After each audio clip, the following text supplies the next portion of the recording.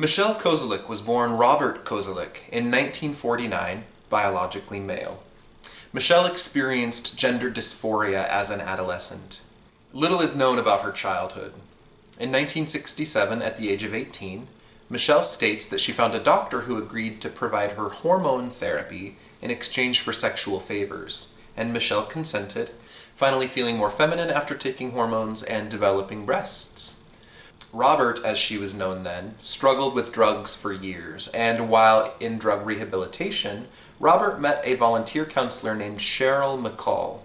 Robert and Cheryl grew close and married, and Cheryl believed that the marriage would help Robert feel more comfortable as male, but Robert continually defined as female. In 1990, when Robert was 41 and Cheryl was 36, they got into a domestic dispute that it resulted in Cheryl being strangled to death by Robert. Robert claims that she killed Cheryl in self-defense and went temporarily insane. However, Robert then loaded Cheryl's body in her car and drove it to another location before Cheryl's body was later discovered nude and Robert was apprehended and charged with murder.